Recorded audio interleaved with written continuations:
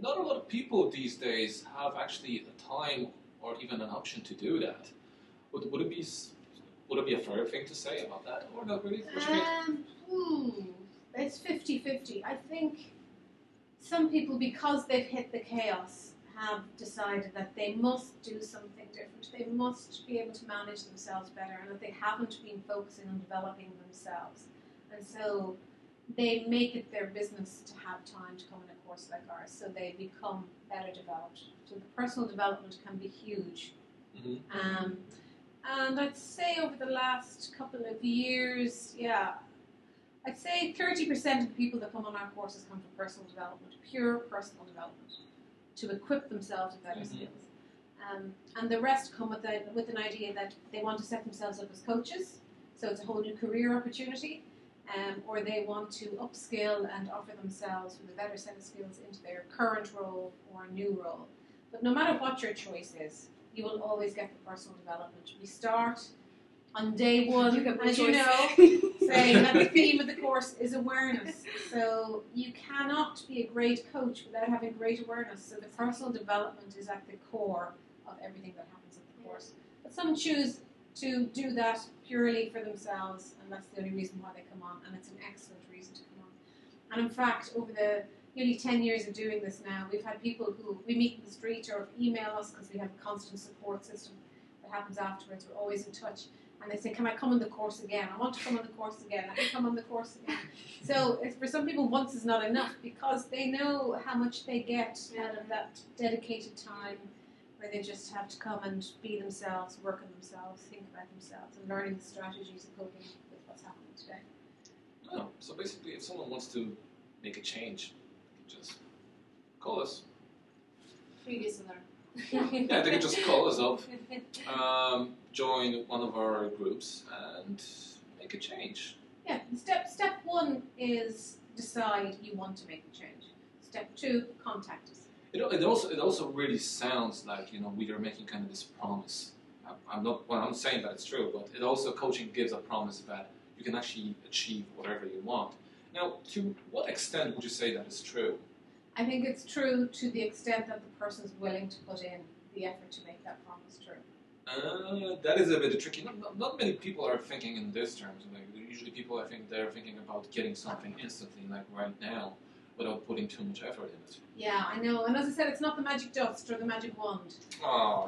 It is. Yeah, I wish it was. To be honest, I was expecting. I was hoping that you would say that, you know, that we would deliver unicorns, rainbows, it's the fairy wings I'm wearing. Pots with gold. Yeah. No. No. Ah, damn it. And it's funny because, you know, there's lots of information about coaching out there, and whether it's through fantastic mediums like this, podcasts or books or papers that have been written or conversations, you will also hear that it didn't work for some people. I mean, quite honestly, but, you know, I know somebody who tried coaching and it didn't work. But when we evaluate what didn't work, a number of things happened.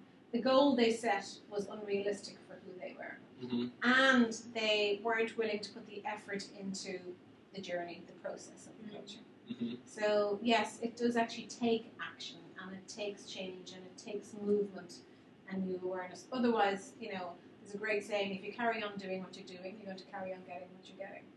That's true. I think it's actually an Einstein definition of insanity. Yes. It is. It is. Yeah. He has a great doing phrase the same around it. idea, doing the same stuff. Doing the same stuff over and and over expecting again. something Different results. Yeah, that's the definition of insanity. Yeah.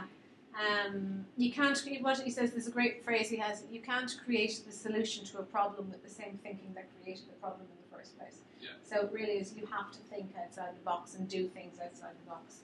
And that's, so coaching cannot fulfill a promise that somebody has unless that person is willing to take all the steps necessary. But if the promise is one that's, or the goal is one that's realistic and that's smart and that's in line with their goals and will give them something, a reward, whether it makes them feel happier or more fulfilling, then they're more likely to move towards it.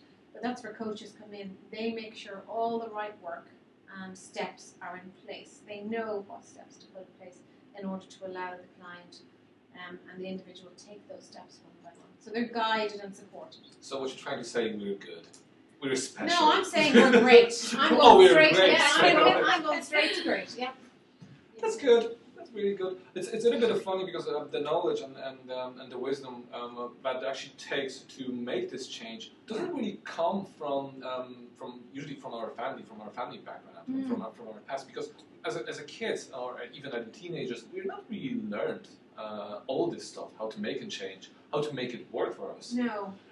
Usually, as I remember, there is that spirit of raising child that if you're sticking. If you pick a job, stick with that one particular thing till the end of your life, until you're retired. Yeah. If you're lucky enough to get that retired. I know. I'm remembering what I was told in school. I think I could be an air hostess, or I could work in a bank. That's it. And that was supposed to be for life. Can you imagine me doing that? Neither of which I did really. or would do. But you're right. There was this sense in the past that one career direction was all you would focus on. You would get on track and stay on track for the rest of your life. But the reality is, the generation that's emerging now, so if you think of 18 to say 22-year-olds right now, they have no concept of one career for the rest of their life. They have been brought up and they've learned through us being their parents that you should embrace life and engage in as many experiences as possible. So try new jobs, try different professions, try different cultures, try different countries. And of course, the internet then has facilitated that, and technology and travel. So the older generation, like yourself, Eric, who would have that that's one way of thinking. But I think the important message in this, though, seriously, is that we have people of a generation who are making decisions for another generation, and the older generation is finding it difficult to understand how these younger generation want to keep changing all the time. And the managers and directors and the older people, the older generation are not equipped to cope with that. To cope with that and to develop. They don't understand. They're like, here's a job, stay in it for the rest of your life. And they get frustrated and angry and upset when the younger generation go, but no, this isn't me, this isn't who I am.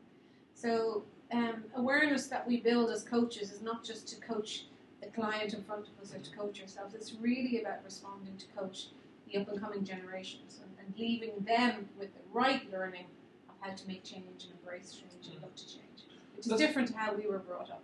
Yeah, that's very, very true, unfortunately. But here we are, and yes. we made it. Yes, we worked through it yes. and helped each other out. Well, I'm actually curious, what would you say, because obviously you're doing the coaching for years now, yes. and in terms of benefits, because obviously we can talk about benefits on various levels depending on who are we coaching, as a person or an organization really, or a company. That would be very different. But like in general, what would you say? What are the benefits of coaching today? Today, it's definitely going back to what I said earlier. It's being able to recognize and acknowledge that chaos is okay, not to hide it, not to pretend you're not in it, and then to find coping skills so you can feel comfortable to come up with new ways of managing the situation you're in.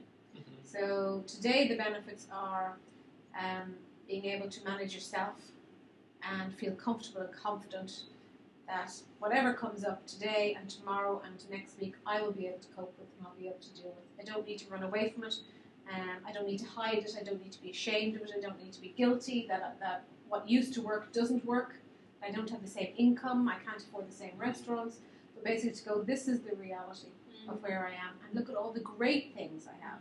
That's true. And it's why one of the styles of coaching we use is called strengths coaching. So look at all the strengths I have. Look what's working. Look what does work. Look. I mean, if you were to rate your life or parts of your life out of 10, some people might give themselves a 5, and then they worry, how would I get from 5 to 10? Which is a very good question. But as importantly, what gives me 5? What gives me the 0 to 5? I've already got up to 5 going on for me. So it's to recognise what you do have, what you can appreciate again, what you can truly feel is rewarding for getting you out of bed in the morning again. I mean, if that's not a benefit. It might actually sound about that concept, what you actually just said right now, it sounds a little bit insane for someone. It might sound, especially for someone who's really attached to having a car, a specific apartment, a few mortgages and all that. Sure. And suddenly if you take like half of the stuff away, Yeah. suddenly drama happens on a really, really, really deep level. So it's Yeah. really, it sounds a little bit insane that you're looking for security, not with, well, it actually sounds pretty wise if you have it put thought into it, Yeah. really.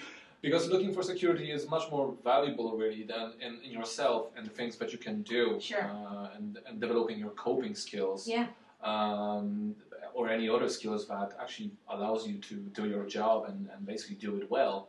Rather than, and all the things that are really purely external, like the suit, like the car, like the house and all that. It is a bit of interesting. Like when did you notice that shift, that this is something that is actually worth doing it, that this is something worth following? I think when, personally, when I realised that I have no control over the external. So I have no control over, at the time when I was working for other people and not in honouring my values. So I had no control over what they did or what their behaviours were. So I did not like the feeling of not having control over deciding my career, deciding how much money I was going to earn, deciding how much holidays I could have off, deciding how much time I could have with my children and my husband. So I realised that by only living externally, by having other people make decisions and having other people validate me by what I had externally, the nice car, the nice house, I'd like all those things, that it was very shallow and I had no control over what happened to them. So I realised that if I could be secure in myself, if I worked on the inside and I controlled myself and I was confident and comfortable with myself, then it didn't really matter what happened externally. I was still me, I was still in control of me, I was still being true to me. So it moved me away from having that lack of sanity, the insane piece. I realised was it's insane to think that I can keep external things the way they are. I have no control over that. Yeah. That's true. And what's sane is knowing that I have control over who I am and the decisions that I make and the actions that I do. So once I can validate who I am through my behaviours and my values and my beliefs, then I'm in control. It makes me feel super confident and super sane. So it really sounds that, and this is something that it itself for me is very attractive in coaching, that through coaching or becoming a coach and just doing for yourself coaching, you can actually create the environment that works for you. Yes. Rather than you working for the environment. Absolutely. Which is something really, really tempting, and I think that that's another piece that a lot of people are attracted to it, because who wouldn't like that, really? If they thought about it. Well, but the interesting piece is that the people who don't like it are the people who are in that comfort zone of the external piece, and this is something that does come up in coaching and change and all the things we've talked about this evening. Some people don't want to change, even though what you put in front of them is a much healthier, more holistic, more fulfilling way of life, but their comfort zone is so tight and so restrictive that they feel they don't have the strategies and the coping mechanisms for stepping outside the comfort. So what we do is we put in front of them the reality of these are the benefits, this is how you support yourself, while you're changing from external to internal, and we're beside them and we support them the whole way through, and that's what allows them to swap. But it can be uncomfortable to move from a place of external validation where people tell you you're wonderful and you're fantastic and you've a great car, so you must be really successful, to going to I don't need any of those. I'm just who I am and comfortable with it. Yeah, but there's a risk that they actually will see as a narcissistic personality, really. Yeah. Well, there is that line, but when we're talking about coaching, we don't talk about developing the ego to become so self-absorbed with itself. Sorry, I think I lost my interest already. Yeah, no, and I think that's the narcissistic side, isn't it? Where people just want to and can only see themselves as being brilliant and being fantastic. And that's why you probably heard me say a few times tonight, reality check. Need reality check. So we look inside ourselves and we check in with who we are and who we want to be. And we allow for the outside. And that's why you'll see this term and read about it on our website and see it on our course, the inside-out coaching. It starts on the inside so you can live better on the outside. So it's the balance of the inside and the outside external piece together. That's what it facilitates. I forgot to mention one thing that is actually small tiny bit in all this. To do constantly reality check, you have to be really disciplined.